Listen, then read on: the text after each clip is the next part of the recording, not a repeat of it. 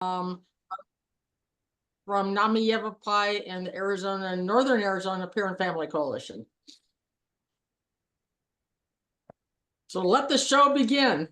All right, thank you, Kathy. I'm Lori Verdier. I chair the Northern Arizona Peer and Family Coalition, and we present this program in partnership with NAMI Yavapai and through a sponsorship from Arizona Complete Health. So I'm going to introduce Tracy Rainey, who is not joined us yet. Sherry said that she's traveling and will be joining us. But she's a family member who works in the behavioral health industry with NAMI as an Ending the Silence specialist for Yavapai, Coconino, and Mojave counties. Before becoming a real estate professional, she worked for My Kid, mentally ill kids in distress, for 10 years. She managed the Northern Arizona Direct Services Division for that company. Her experience forged her passion to help others and shaped her creativity when it comes to thinking outside the box to find solutions to any challenge. She finds it both rewarding and fulfilling to work with people, helping to make a difference in their lives through home ownership and understanding their mental health. So we will be seeing Tracy at some point. Lori Schechtman is a retired school psychologist from New York City. She's been in the Sierra Vista area for 10 years and with NAMI for 9 years and is a former NAMI Arizona board member. She's a commissioner on her city's Commission on Disability Issues and currently the Ending the Silence program specialist for NAMI Southeastern Arizona. She is also a trainer for Ending the Silence, fondly referred to as ETS. She is a peer-to-peer instructor, a NAMI Connections recovery group facilitator, and youth mental health first aid instructor. Thank you, Lori, so much for being here. Thank you. Next, I'm going to introduce Sherry, who, there you are, Sherry. Okay. Sherry joined NAMI Arizona in 2016 and became their board president in 2019. And I believe you are still a board member with NAMI Arizona. Is that right, Sherry? Sorry, my phone rang just as you said that. What was the last part? You are still a board member of NAMI AZ? No, I had to step away Okay. for 1 year and then I can go back. Okay. It's a max So that thing. tells you how many years she's been dedicated to that. Prior to that, she worked for 10 years as the director of respite services for Northern Arizona Mentally Ill Kids in Distress, the My Kid organization, and a director of systems transformation for Family Involvement Center, which is FIC. And we do have the FIC manager of the Prescott Valley office present today. Thank you, Trish, for joining us. Sherry in 2015 was the co-founder of Reach Family Services, a family-run organization with an emphasis on assisting minority families and children living with mental illness. She currently serves as vice president of board of directors for the Reach Family Services and alternate first vice chair for the State President's Council nationally. She's a certified state trainer for NAMI Basics and teacher for NAMI Family to Family, Homefront, Ending the Silence, Family and Family Support Group Facilitator. She's a member of the Arizona Peer and Family Coalition and the Northern Arizona Peer and Family Coalition, the Veterans Advisory Council and Office of Individual Family Affairs Advisory Council, and she has served on the Governor's Substance Abuse Task Force and the Arizona Suicide Prevention Plan Work Group facilitated by Arizona Department of Health Services. So as if that isn't enough, Sherry is a wife of a U.S. Marine Corps gunnery sergeant and the mother of 6 living children and 1 deceased son who completed suicide in 2007. Following her son's death, she authored a presentation called "The Bend in the Road is Not the End of the Road, a Resilient Family Story in the Face of Adversity," presented to the Federation of Families Children's Mental Health Conference in 2010, 2012, and 2016. She was awarded the National Federation of Families Reclaiming Children Award in 2022 in recognition of her outstanding efforts at the local and state level on behalf of children experiencing behavioral health challenges and their families. So thank you, presenters, for taking time to be here. September is Suicide Prevention Month. So we are going to learn today from these experts with lived experience about the NAMI Ending the Silence program and strategies to support others to help prevent suicide.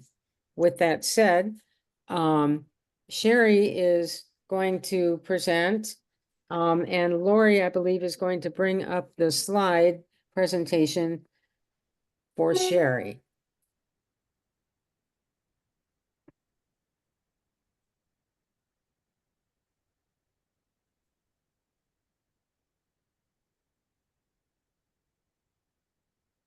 And we do see your screen. That's good. So 1 second here. Okay, So Sherry, if you want to present, and just let her know when to advance the slide. okay, gotcha. All right. Good morning, everyone. I'm really excited to be here today.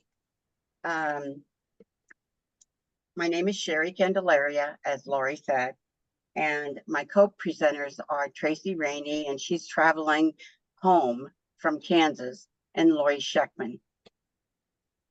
The presentation we're providing today is the NAMI Ending the Silence for Families. And typically I am a presenter for Ending the Silence for Families.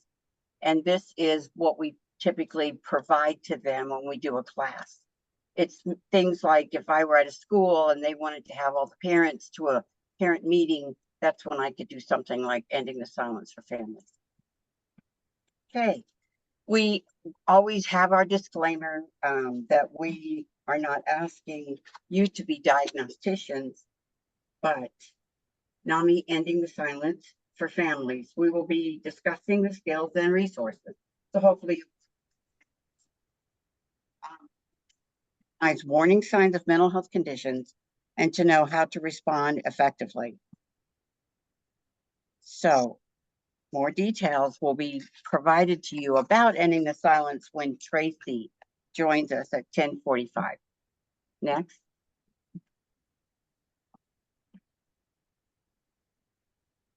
Okay. So who knows about NAMI? By hands, could you show me who knows what NAMI is and who's not? Okay. So NAMI is the largest grassroots mental health organization in the nation. They have approximately 700 state and affiliate offices throughout the nation. One of the things that we provide is we provide support, education, and advocacy. We also, in the support area, we do the family support groups of many types. And in the education section, we have like 15 presentations / classes that we can bring to anybody in the community, and they're free. So have you ever just wondered if your child was growing and developing at the same rate as the other kids? I found myself worrying about behavior being just a phase or something to really be concerned about. How many of you have ever been overwhelmed by your child's behavior? Feel frustrated when having to work with teachers at schools to address your concerns they have over your child's behavior? Basically, I was a battle the entire time. All 7 of my children had diagnoses. So if I wasn't at school meetings, then I was in the principal's office or someplace else having to do with behavior. Next.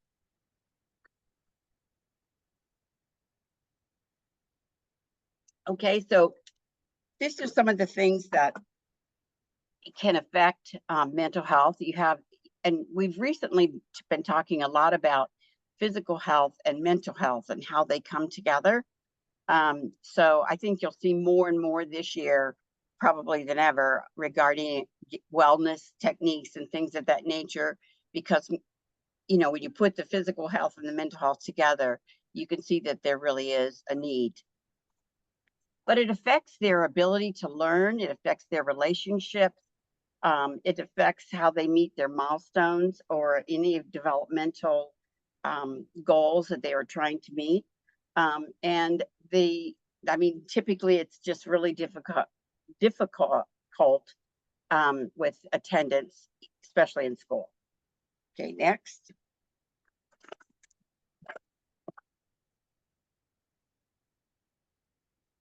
So mental health and youth, you'll see that there are all these statistics here on the screen. Some of them are very current and the remainder are going to be updated by the end of October. So I just wanted to let you know that these numbers probably will change within a month. But it's kind of, when you think about it, 13% of our children ages 8 to 15 experience mental health conditions. And I think that's hard. It's just difficult to understand how that's happening. 17% of high school students seriously consider suicide. That is, I think back when I was in high school, and I can't ever remember having a situation that was so bad that I would even go to that part of my brain and think about suicide. It's baffling. It's very scary for me. 1 out of 5 children experience a mental health condition in a given year.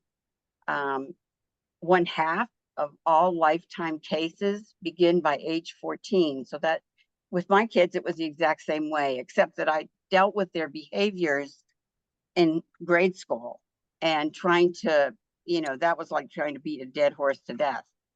The schools were not offering anything. And when we discussed having recommendations, our accommodations, they really weren't very much, didn't really have a lot to do with that. Okay. So 50% of children ages 8 to 15 are, let's see, will probably have attempted,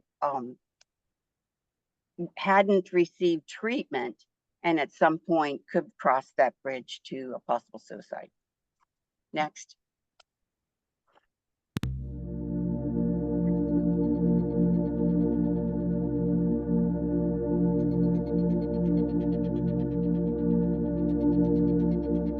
My ADD makes it impossible to focus. Don't they get it? I get depressed about everything. No one feels like I do. My brother's autistic. No one knows what that's like. I've been bipolar my whole life. It's so hard on my friends and family. I have anorexia. I can't tell anyone. I get so anxious. I can't stand it. No one ever seems to care. My OCD annoys everybody. I don't have any friends. I'm suicidal. Would anyone care if I were gone? I know what you mean. Sometimes I feel the same way. Yeah, that's totally me. Thanks for having my back.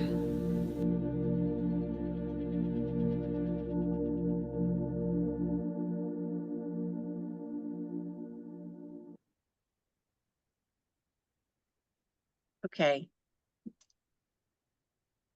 Next slide. So you just heard from the students, many students talking about their mental health conditions. And when I saw the video, it made me think back many times over about my children and just the issues that they had to deal with in terms of, life, we were living on bases, which is military, and typically they are not open to, having accommodations for children in DoD schools. So it was just, there was just a lot of obstacles and barriers for my kids to be able to get through school. Next.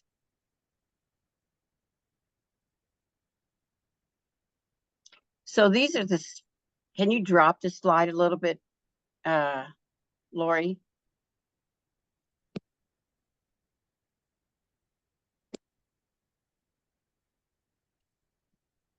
There we go. So these are the 4 steps to early intervention. Step 1 basically is just knowing the warning signs, learning what they are, what they could look like. And step 2 is when you see these warning signs to reach out and respond. That is a crucial step that we need to follow. Step 3, work with school staff and your child. And I did that many times, working with the school staff and my child. But like I said earlier, there was just huge barriers for us to go through. At this point of their lives, I now see, if they were in school, how things are changing and have changed many times over. So I wanted to share just a little bit about my son in terms of school and going through early intervention steps. He was in the 5th grade. He had 3 teachers, and he took Ritalin in the morning and at lunchtime. So, of course, his first teacher, he was a model student, very quiet, sat right there. But his second teacher said he was just too antsy. She couldn't, he was just all over the seat. His third teacher said he was absolutely the worst kid in her class. So then I explained, well, he takes his Ritalin at 12. So back to the first teacher after lunch. So what do you see for a student? She tells me, same model kid that she's had in the morning. And the other 2 teachers say the same thing. The reason I did it that way is I wanted them to understand that it had a lot to do with his medication. First of all, it had a lot to do with his mental health condition, and it had a lot to do with his medication. And couldn't we find some kind of easy accommodation to manage it? But they absolutely would not move. They kept him back for another year. And I was determined at that point that I would never have that happen to my son again. Okay, next.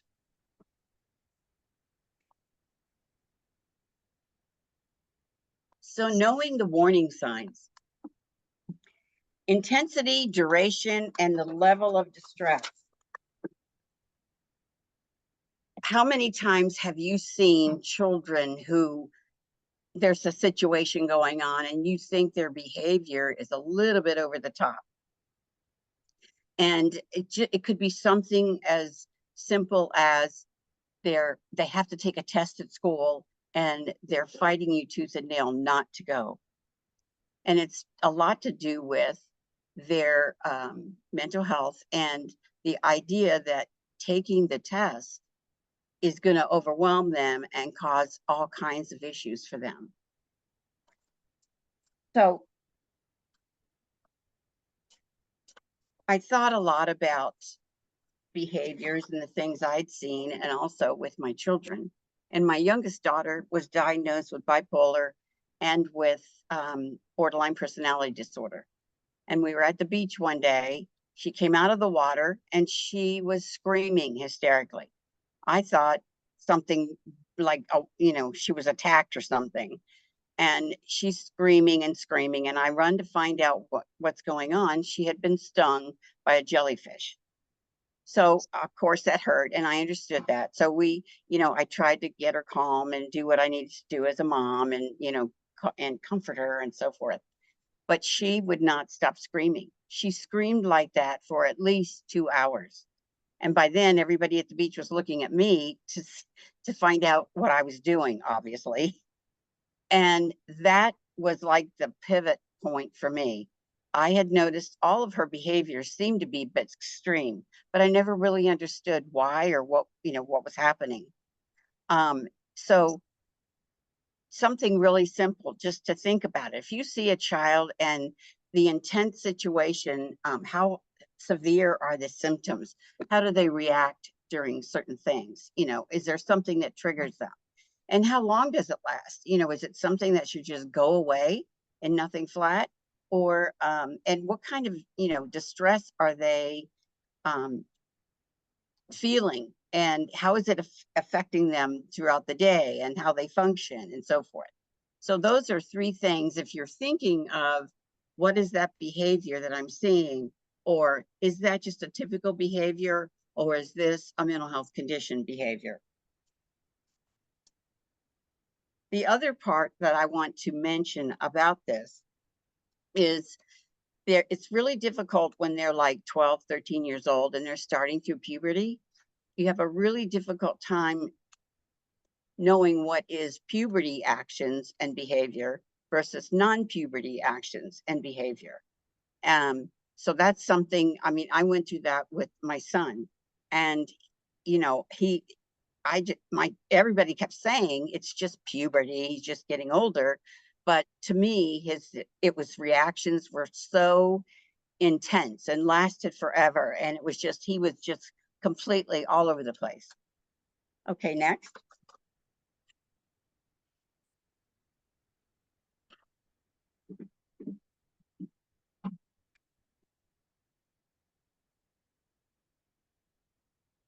Okay, so what you may see, and this would be at school or at home, and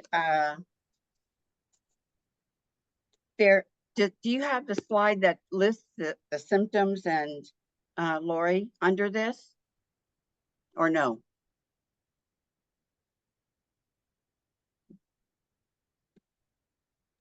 No, not on this version. Okay, all right, thanks. Okay, so at school, what some of the things that are listed are missing class frequently, quality of work being done, misses assignments and tasks, extremely disorganized, frequently seeks special conditions. And it goes on to mention, you know, on and on things that you see typically at school. At home, some of the things they listed were seems sad, lonely, empty, has difficulty sleeping, experiences high activity level at night, lies and makes up stories, highly reactive to rejection, and they have a difficult time with criticism. So have you ever witnessed anything like that with children? Those kinds of things that they ask you to think about. So I would say with these, I looked at these and I thought, you know, with my children, of the 7 kids, I had half of the items listed at school, and I had 4 out of 7 at home. So these pretty much do, you know, are on target, that these are some of the things you would. Next.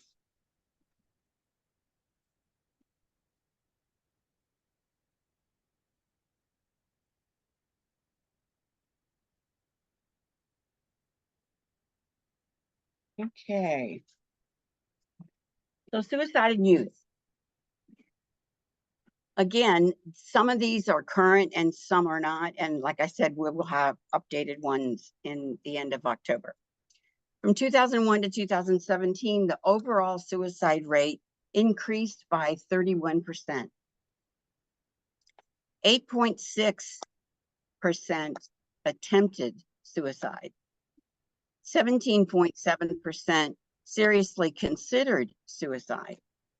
And 42.8% were LGBT students who seriously considered suicide.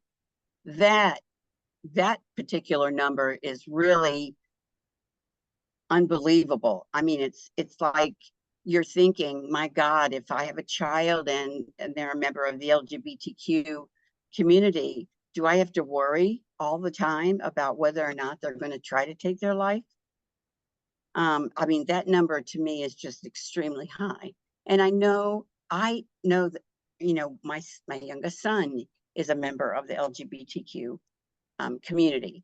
And obviously living in the military base where, you know, the guys are all ooh-rah and all of that, it was very difficult for him. Thank goodness he did not go down that road of trying to take his life. But, you know, that number is just, we seriously, we have some things that we need to try to do for these folks. And the second leading cause of death for individuals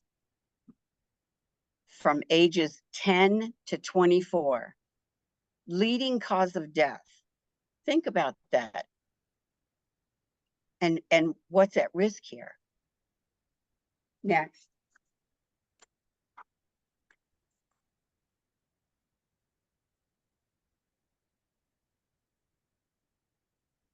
Okay, So potential risk factors. Now, this is going to be a little bit different than warning signs.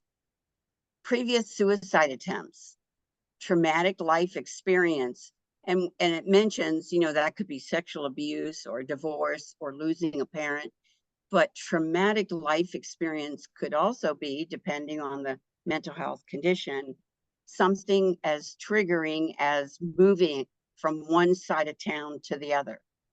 And the reaction of that child from changing locations, it can be really traumatic for them.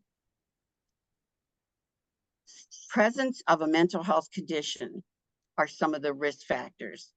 Being involved in bullying in any way, and I know bullying is a big issue today, and everyone is working on it, especially in the schools.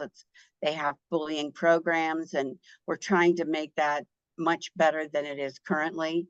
But this is a risk factor that we really need to consider. So let me give you an example so you really understand risk factors. So let me see here.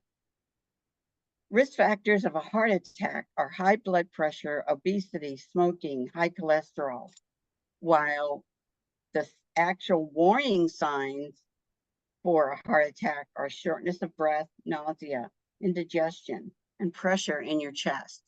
So that, to me, that was probably the best example in terms of differing between warning signs and risk factors. Next.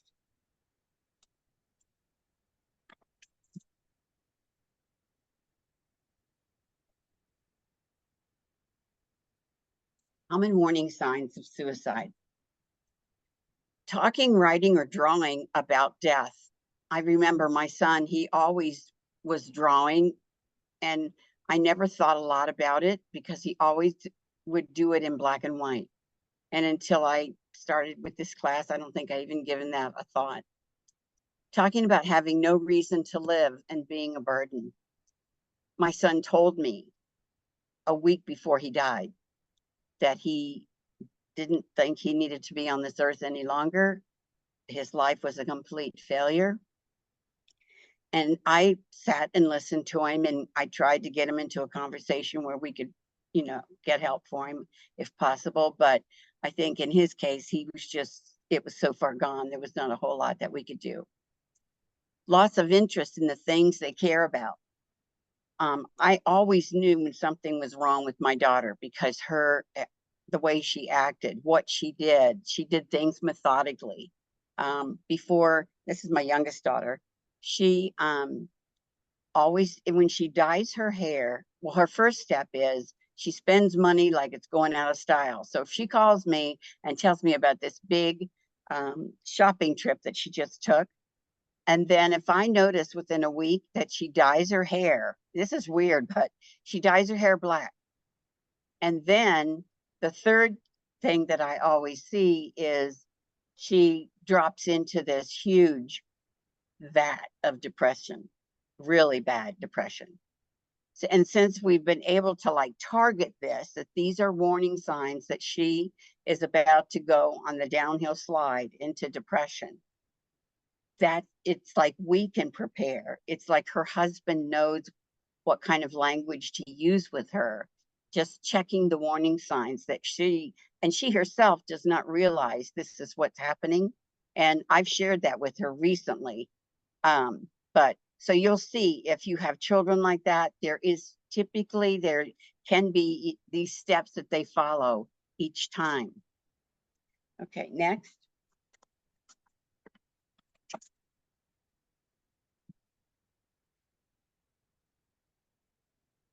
Okay, so you need to reach out, like step 2, reach out and respond. If you believe a young person is considering suicide, you need to take action immediately. You can ask them the question, are you thinking about suicide? Many people think that if you ask that question, that it will push them further down that road of completing suicide, but that is not the case. But don't leave them alone. You need to be, with them and doing what you can until help comes or you're able to get them on the phone. And share relevant information with the mental health contact when that person shows up or the person answers the phone. Give them the information that you can see that you're observing. And determine who will contact their family. That's really important. I know that I've always thought about having discussions with my children and other kids that their friends that I can see are, you know, in a state of depression or something along those lines. And they will often talk to me. But the part that makes it difficult is I cannot promise them that I will keep that information confidential. And of course, the reason is by doing that, it's possible that they will complete suicide. So I try to help them understand that, you know, I talk more about the part of their brain that's not working properly and those effects of those things in their brain that are not working right, and how this has an effect on what they say or what they do or how they dress or anything of that nature, until we can get someone to help. Okay, next.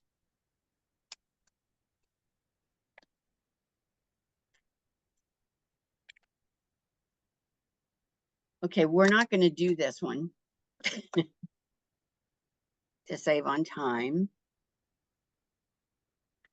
So we're saying you should reach out and respond, and you want to talk with your child or their friend. And that's just what I explained a minute ago about what I would do with my kids and with their friends.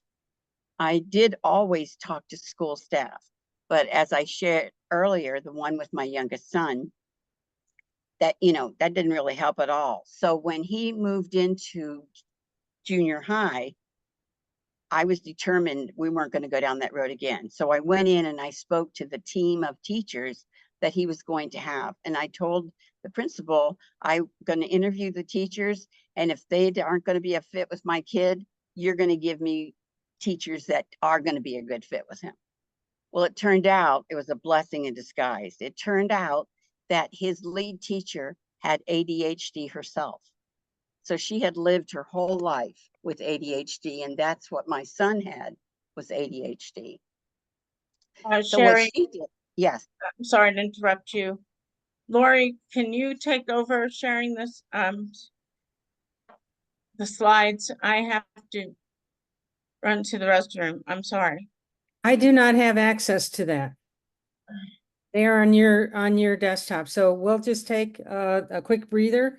Sherry, you can keep talking. Okay. Okay. All right.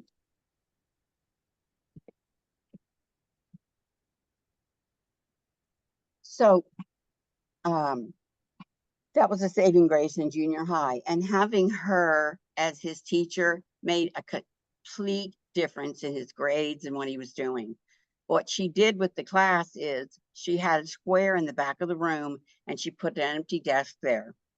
And she told all of the students that this was for Joseph, and this was going to help him be participative with the class and things of that nature. So she told Joseph if he got real antsy sitting where he was allowed to get up and go to this square, and he could sit at the desk. He could do anything he wanted inside that square as long as he didn't disrupt the class. So any of him standing up or wiggling or, you know, the things that I knew he would do.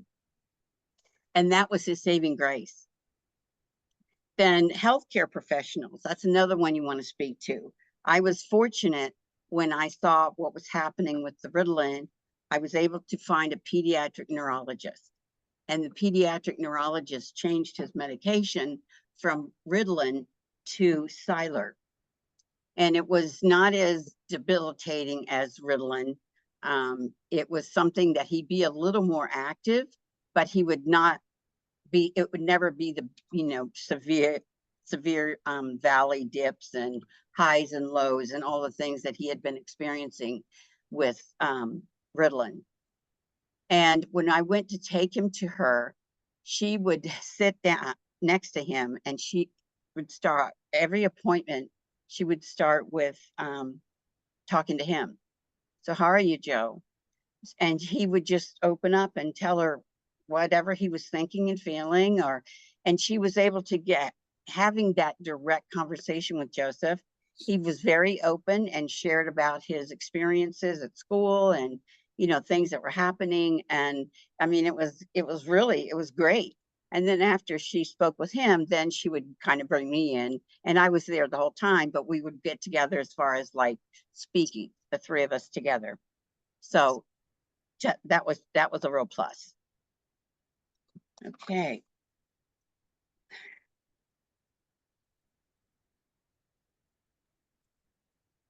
One thing I would say, if you can, find out what the school has available for you and available for your child, and see if you can't get that, whatever that service is or whatever it is they can do, so you know that ahead of time.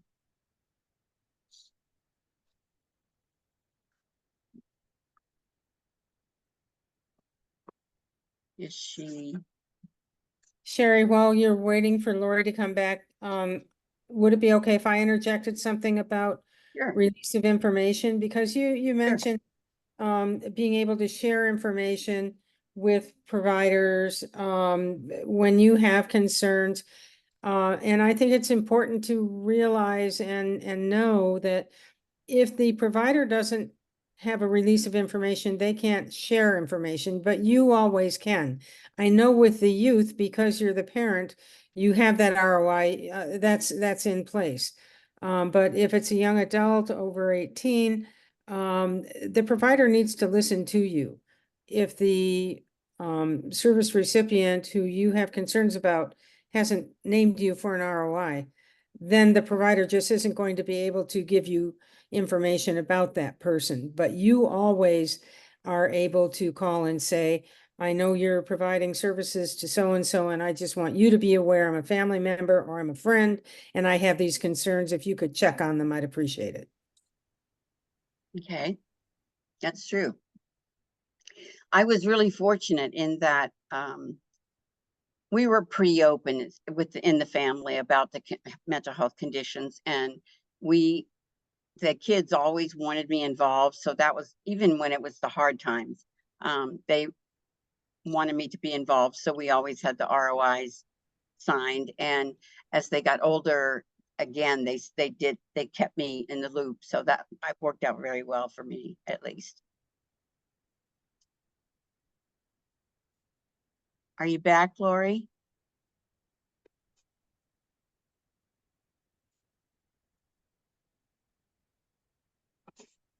I guess not. Does anybody else want to share? Oh, she is back. Okay. Yeah. All right.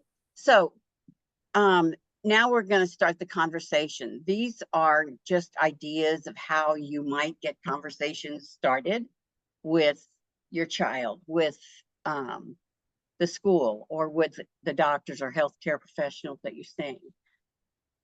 And this, I think when I read this, I thought how similar it was to the things that I would say to my children, because I think you hesitate because you're not sure what to say to your child, or, whether a wall will come up or something of that nature. But if you are compassionate and show empathy, that you're understanding when you're saying things like, can you tell me more about what's happening? How are you feeling? Have you had feelings like this in the past?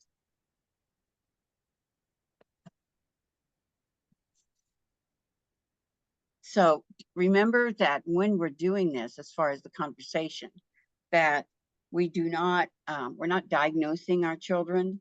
We are just trying to figure out what's going on.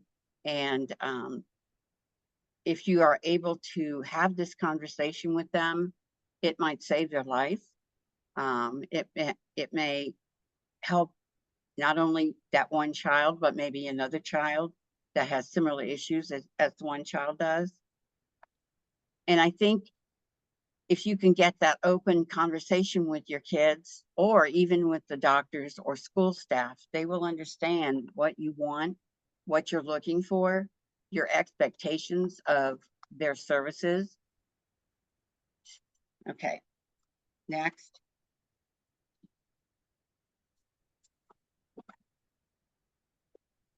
So you're talking with the school staff. And you are sharing some of your concerns that you have, like I did, for example, with my son Joseph.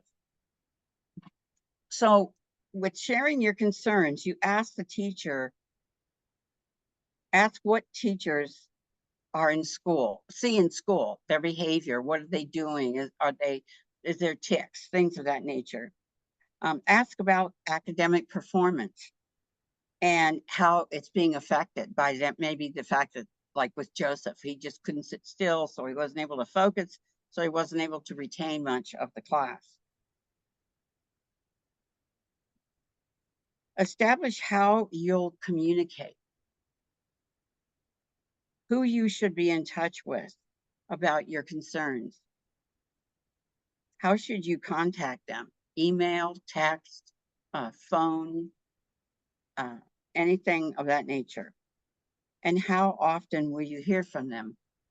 I think that's really important. I remember when I was involved with my grandchildren's CFTs, child and family team meetings. Everybody would be there. Didn't matter who the person was.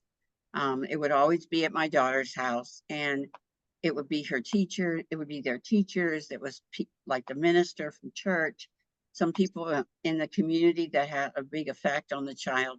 We had them all there together, and we talked about establishing a communication and how the communication would be helpful. And also, what kind of classroom adjustments can they make? I mean, it could be something so simple, like I said with Joseph, where she just drew the square on the floor. I had a grandson who had developed tics, and he would tap his pencil on his desk. And of course, the teacher was so irritated about that. So I asked her to put a sponge, take a piece of sponge and tape it on his desk, and then tell him when you feel like you need to tap your pencil, tap it on the sponge so it doesn't make any noise. I mean, that was free. That doesn't hurt anybody. So, when you're thinking about classroom adjustments, it doesn't always mean it's going to cost a lot of money. It's just to think outside the box. Okay, next.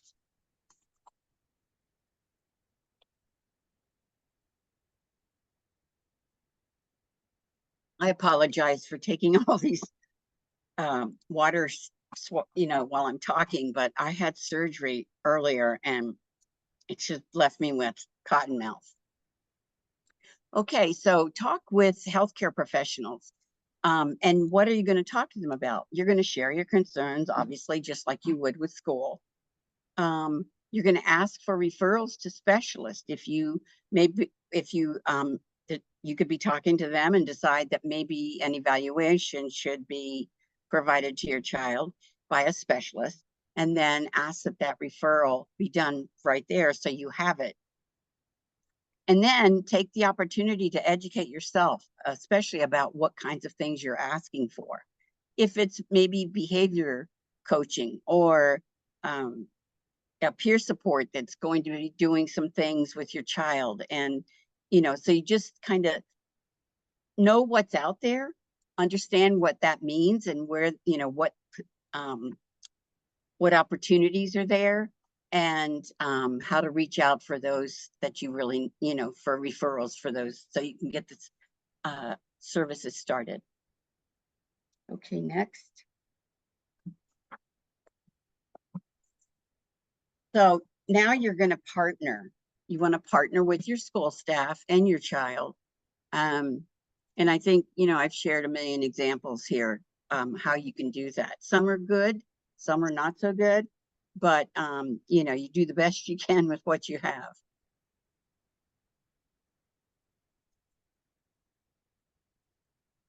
So in talking about working with school staff and partnering with school staff, it's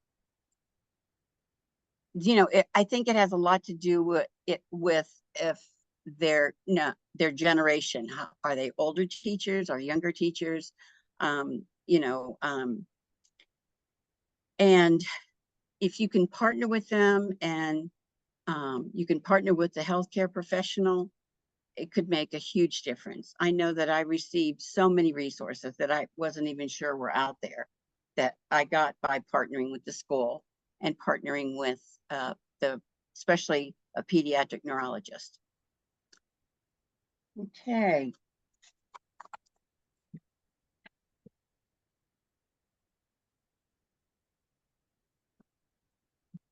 So resilience and well-being. I remember doing some of this with my children, even though we were in the military. It was a uphill battle the whole time. Or we were in areas that were not really school friendly or kid friendly. But what I found is if I could teach my child to speak up for themselves, and also I would do it with their friends. We were the house that always had all the friends over. So I would have, you know, if we had open discussions with the kids, we had open discussion with their friends. That also make sure that your child maintains a routine. We had a pad on our wall in the kitchen, and it was a chore chart. And we would assign chores. I can't even get that out straight. We would assign chores to specific kids. And if they did what they needed to do, they would get like an award of, I don't know, 25 cents or a nickel or a dime or something. I also taught them how to do their own laundry. And I got a thing from the newspaper and I taped it up on the cabinet, which explained exactly how to do your wash. And that's what they followed as far as knowing what kind of soap and Clorox and all of that kind of thing. But I think when you're doing this with your child, they're learning something new, but I think they have that feeling that they've accomplished something really great, that it's a goal maybe that they had and now they've met. Plus, if they get a little coin along the way, hey, that's a snack at the store. So, and then you want to also help them see the good things that in life. If you're helping others or you're doing for others, what that really feels like. And I know that with all my children, even when we were having difficult times, the core of them meeting goals and caring about others was really key. Next.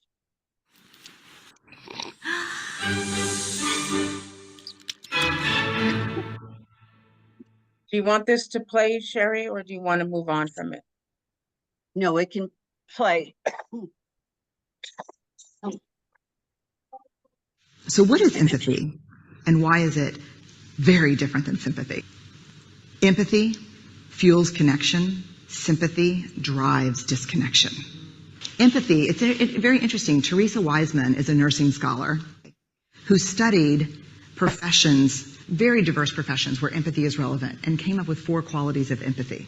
Perspective taking, the ability to take the perspective of another person or recognize their perspective as their truth. Staying out of judgment, not easy when you enjoy it as much as most of us do.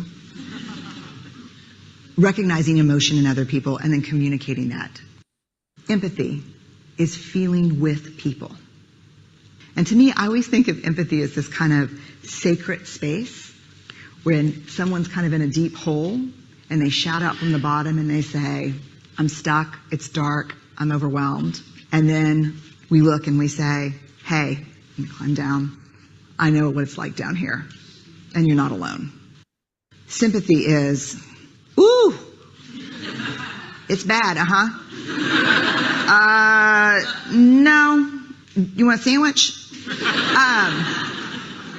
Empathy is a choice, and it's a vulnerable choice, because in order to connect with you, I have to connect with something in myself that knows that feeling. Rarely, if ever, does an empathic response begin with at least. And we do it all the time. Because you know what? Someone just shared something with us that's incredibly painful, and we're trying to silver lining it. I don't think that's a verb. but I'm using it as one. We're trying to put the silver lining around it. So I had a miscarriage. Oh, at least you know you can get pregnant. I think my marriage is falling apart. At least you have a marriage.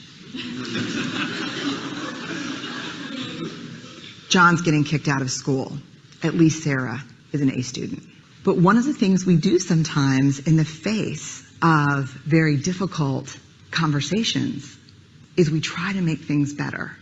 If I share something with you that's very difficult, I'd rather you say, I don't even know what to say right now, I'm just so glad you told me. Because the truth is, rarely can a response make something better. What makes something better is connection.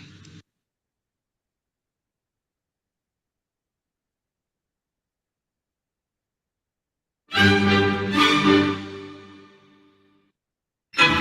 go ahead and go on, Lori. We're going to skip that. Okay, so we're going to connect with resources and support.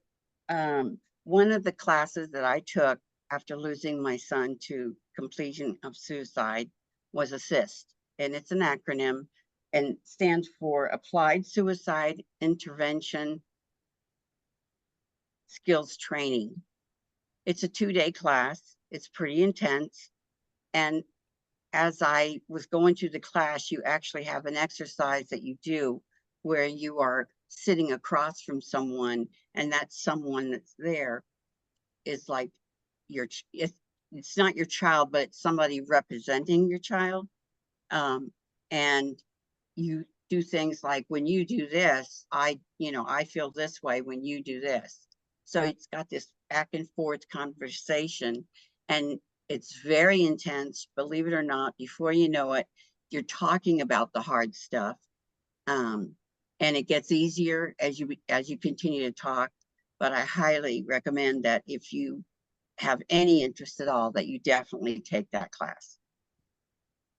And of course, we have there's resources everywhere, dialing 988 or 911 or the hotlines.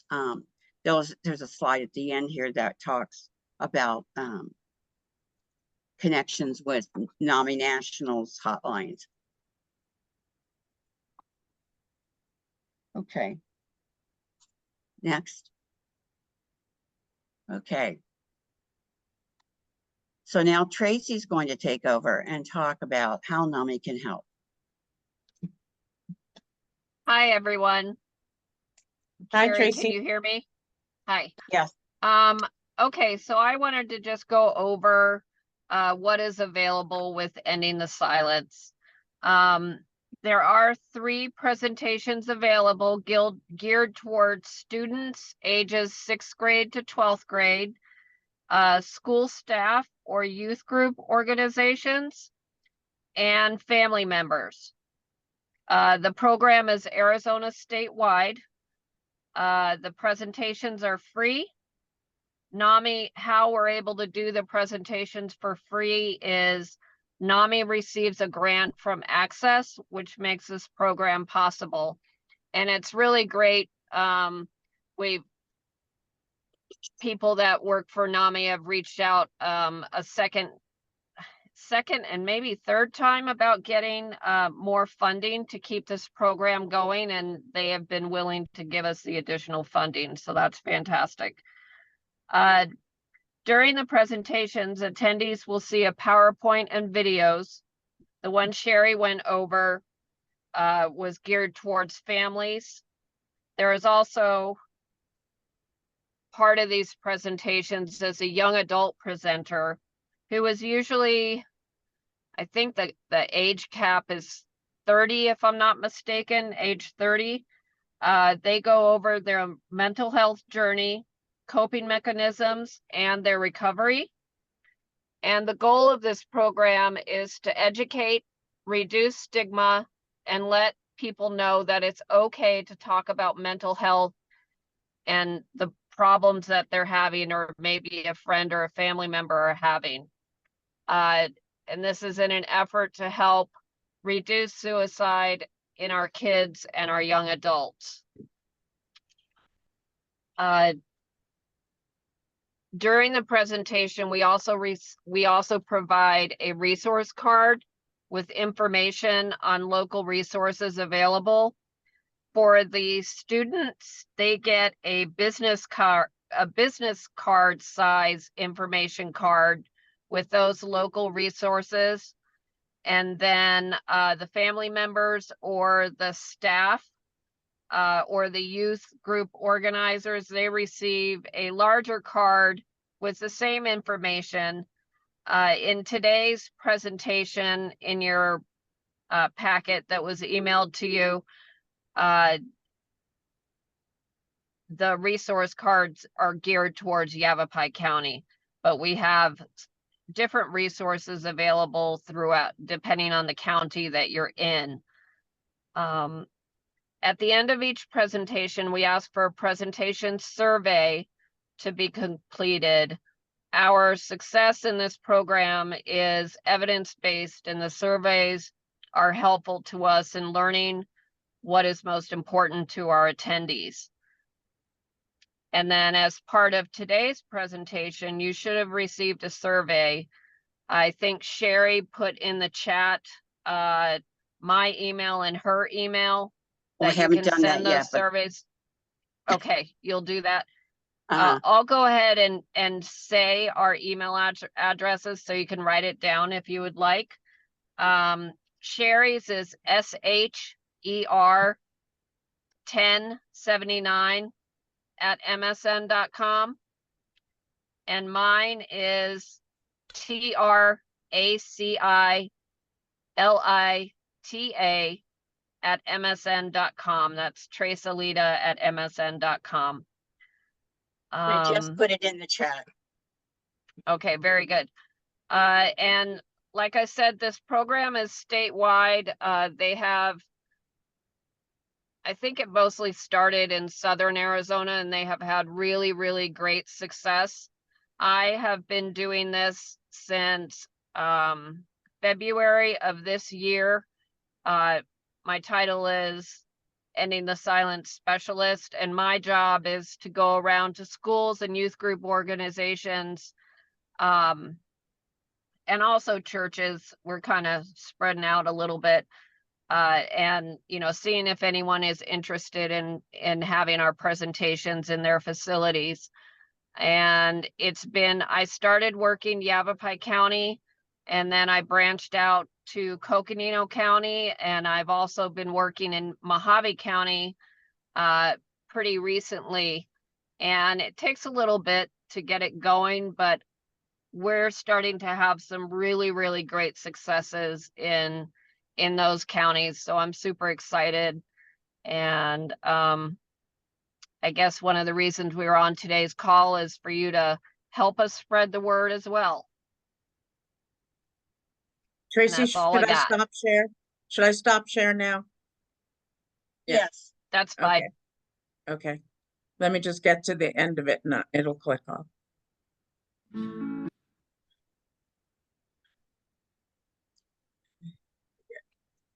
Stop share. There we are. Hi, Tracy. Hi, how are you? Okay. Your background is much nicer than my background. I apologize, guys. I think I had a little touch of food poisoning this morning. Okay, so I'm guessing it's my turn, Lori? Yes. It is. Okay, so I have to look for, I wasn't planning on bringing it up myself, so you can't bring up my slides either. No, the format that they were sent to me doesn't allow me to be able to do that. Okay. So. And I want to say, while you're bringing that up, the survey was sent to me, but we've got a handful of people here. The survey would apply only to the people attending this who just saw that presentation. So Right. I've asked them to put their email in so that Sherry and Tracy can email the survey directly to them. I do not have their email addresses. Okay. So what I'm going to do is I'm going to open another tab and try and get it that way. So Because I have to see how I can get my, okay, search bar. So Sherry, are you getting these emails as they're coming in to the chat? For you to Over send the time. survey to? 1 minute. Let me see.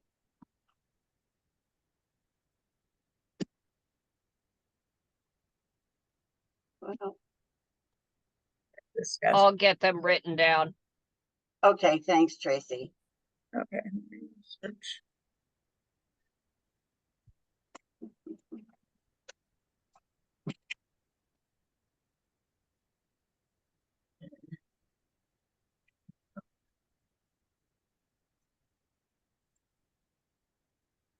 Sorry, guys, I gotta bring it up differently than the slideshow that she had. Bear with me a minute. Whoops, I didn't want to go there. Sorry. I don't need to look at my email.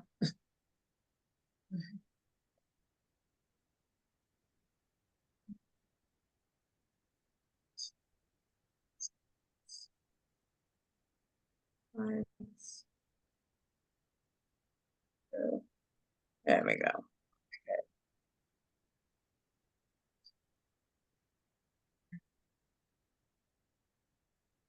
Slides. And whoops.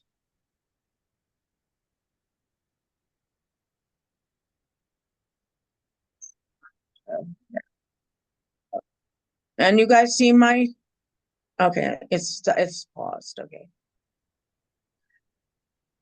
Here. Okay, give me 1 second. Let me just go click it in and you guys should be able to see it. Okay, can you see it now? Yes, we Yes. can. Great job. Okay. Okay, so I apologize for that shifting around. I wasn't expecting to present this part. So there was a, Sherry and Tracy both talked about resources in both of their presentations. The resources, I'm from southeastern Arizona. I live in Sierra Vista. We are very, very rural too, like Yavapai is.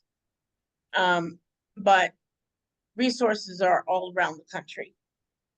Each affiliate made up their own resource card for what's local, but we also have some things that are national as well. I am the Peer Leadership Council representative for Arizona, which means that I am the representative to Arizona for a council of peers across the country who advise the National Council on things that are going on in the field that they may not know about. And I'm the chair of their education and training subcommittee. And back in February, I had heard through an article about the Rainbow Youth Project. And I brought their CEO and founder, Lance Prescott, to talk about it to our council. The Rainbow Youth Project, let me just get to the next slide. The Rainbow Youth Project is a nonprofit that works with the LGBTQ plus community for young people. They do a lot of different things. How I found out about them was an article because there was an Indigenous person who identified as they and them, who was beaten by other students in the bathroom of their school. The school did not get the medical help, and they died the next day by suicide. The Rainbow Youth Project got involved because Lance himself, the founder, is a lawyer. So he went to Oklahoma, which is where this happened, and he was working with the parents to bring legal action against the school for not getting their child the help they needed. So I'm going to move this back up a bit so you guys can see. Okay, here we go. Move that back up. Okay, there we go. So this is their mission. They also work with 2S, which is Two-Spirit from the indigenous population.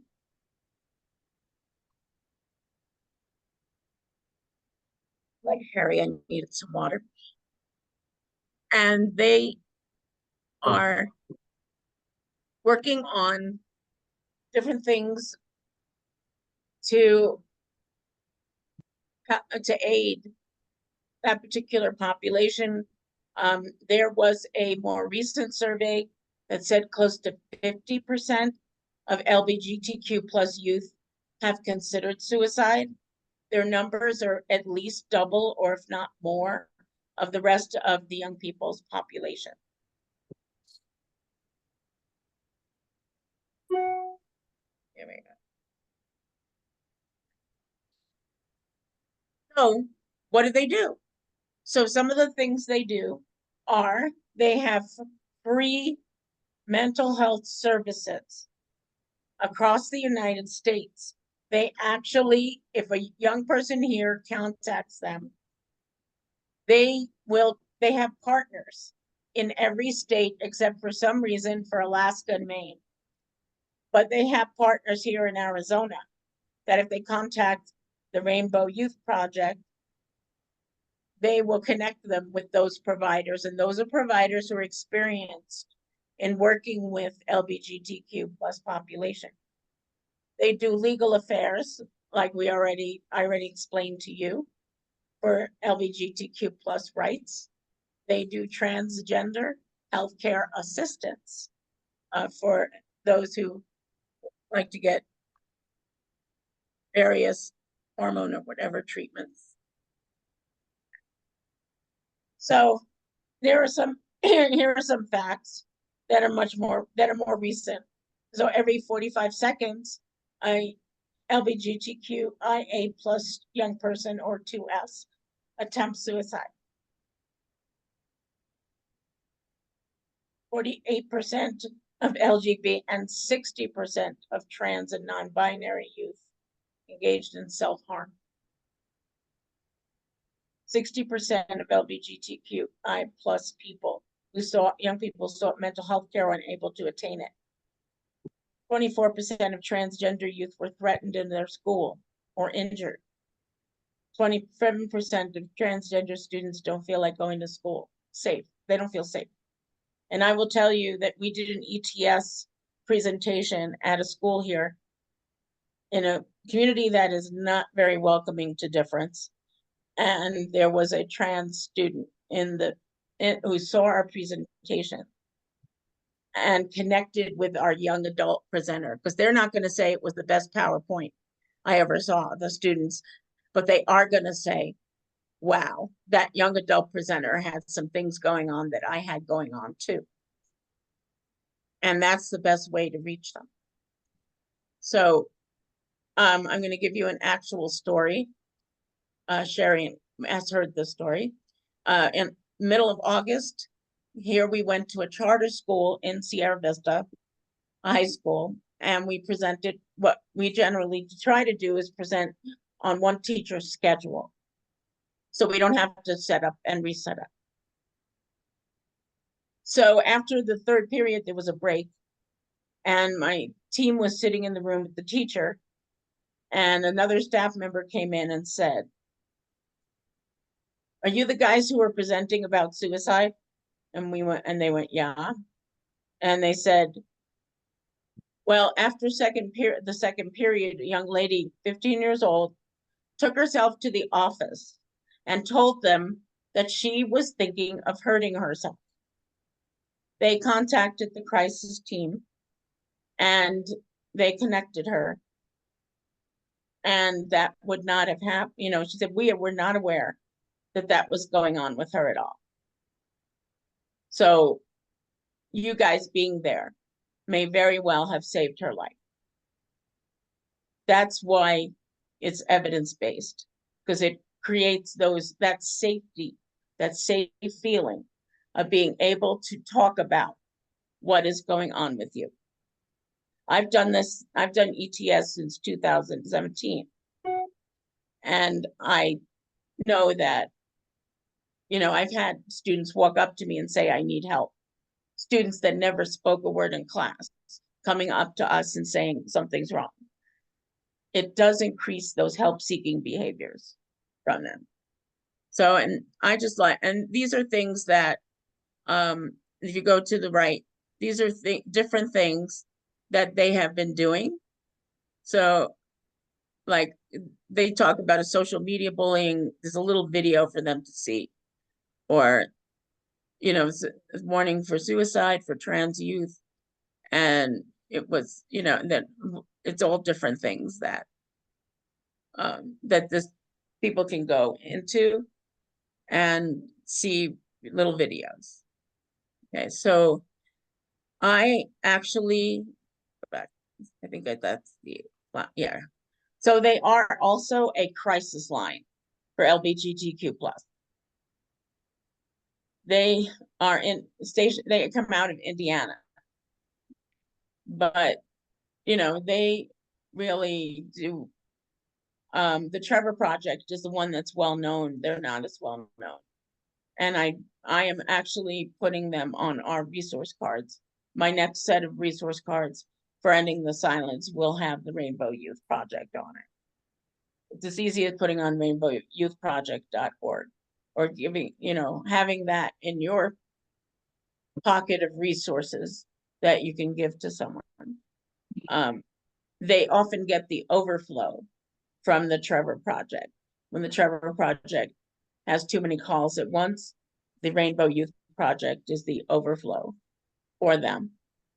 So I think that's the end. Yep, that's the end. So let me get out and stop share. Thank you, Lori. So, questions. Does anyone have any questions?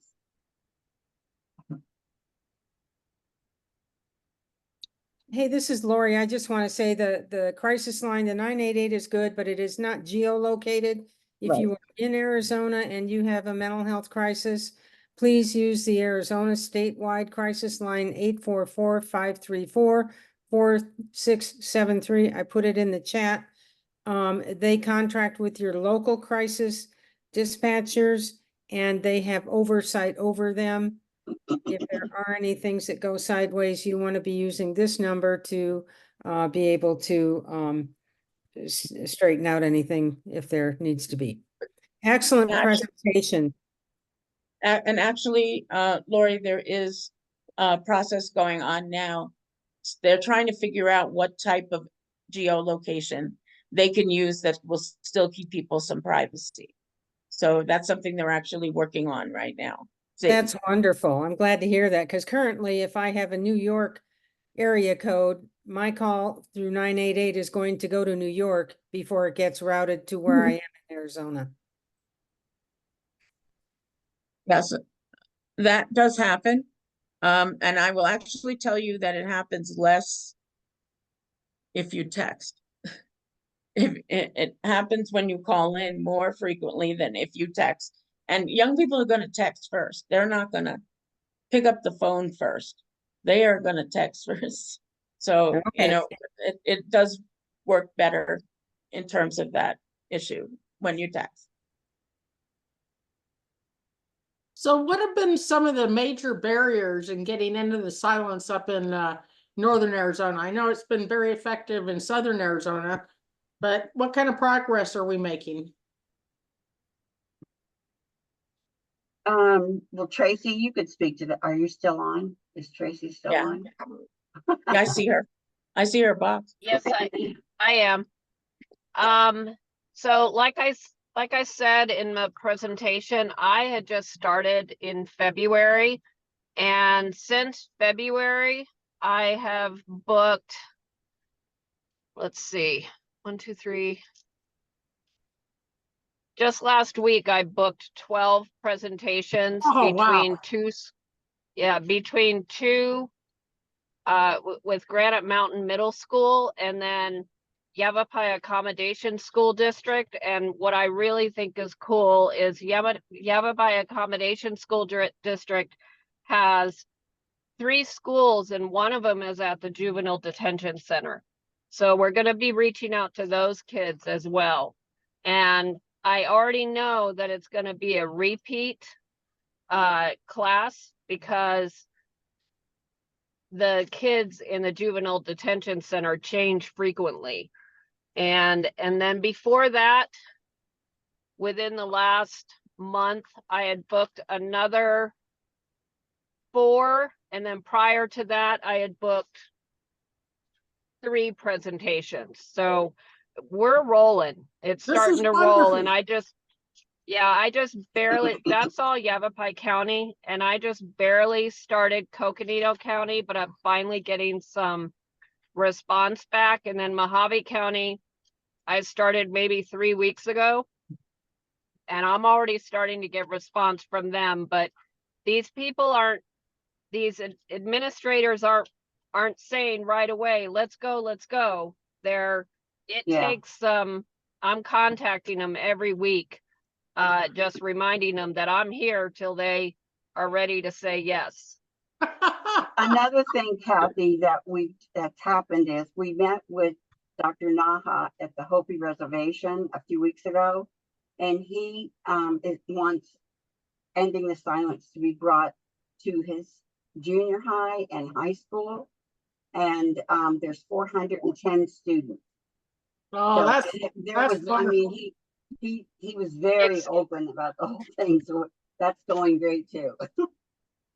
It's actually 410 in the high school, and then I think 250 I think it was an additional 250 if I'm not mistaken, but so that was really a really great breakthrough, I think. Yeah. This is exciting. It's taken a very while. exciting. I think you guys have really done it. Well, It takes a while. Thank you. You know, it does take a while. Yeah.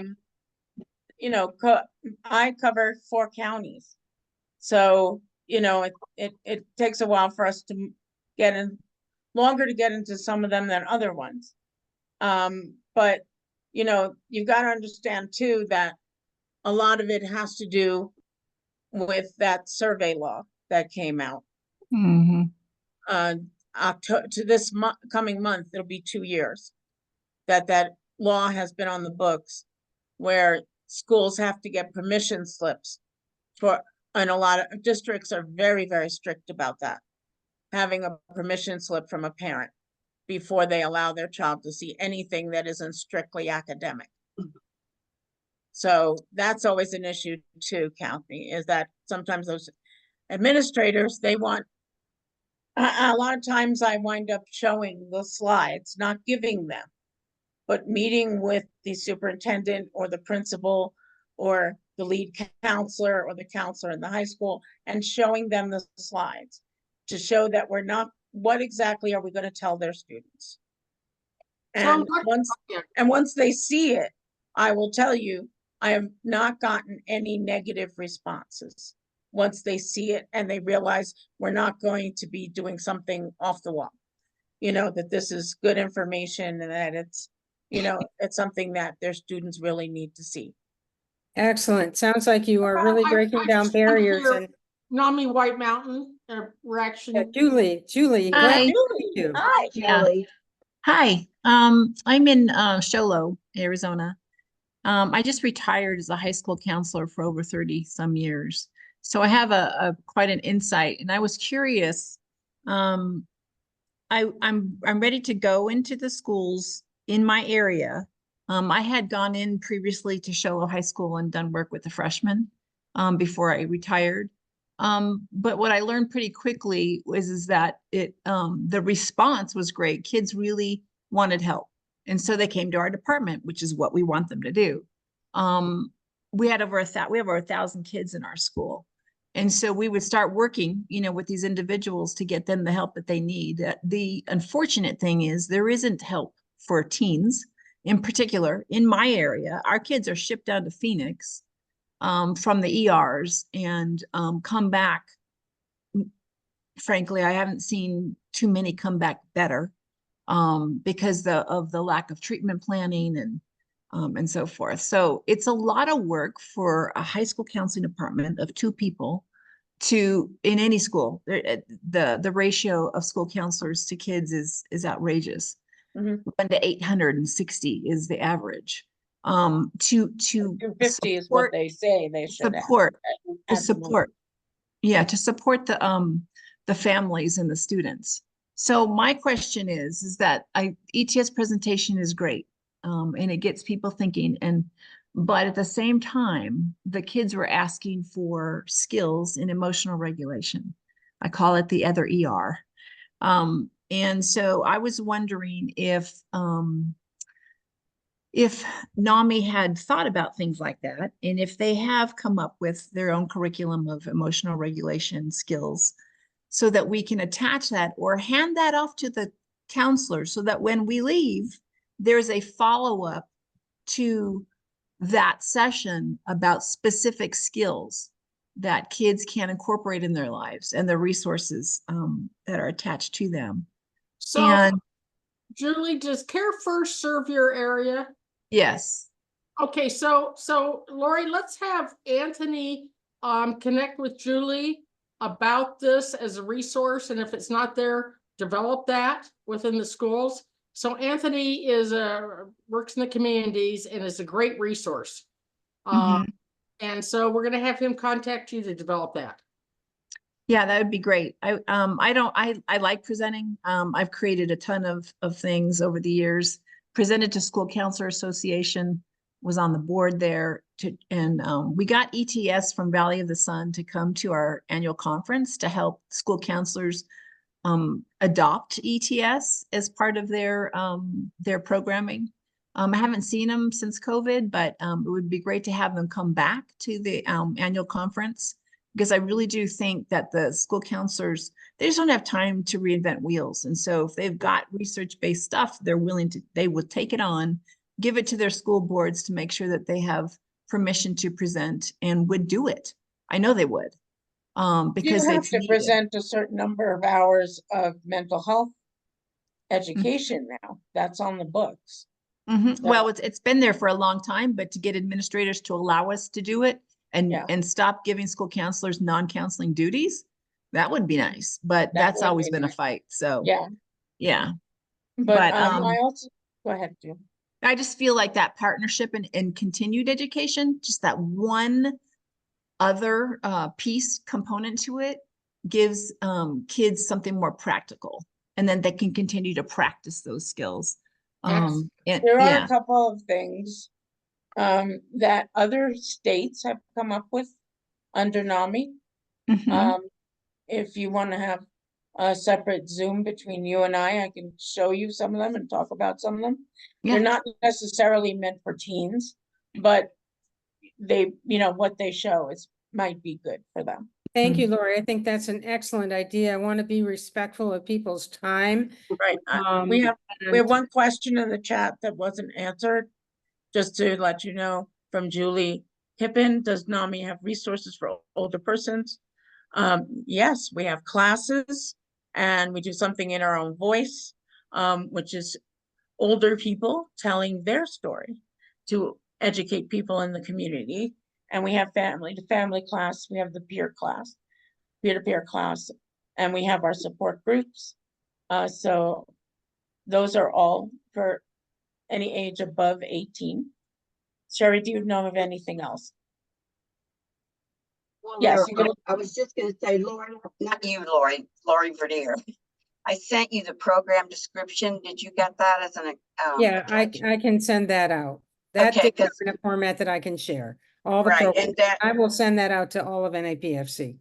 All right, that will give you all 15 presentations and classes with an explanation, so you have it's pretty concise and it's very helpful.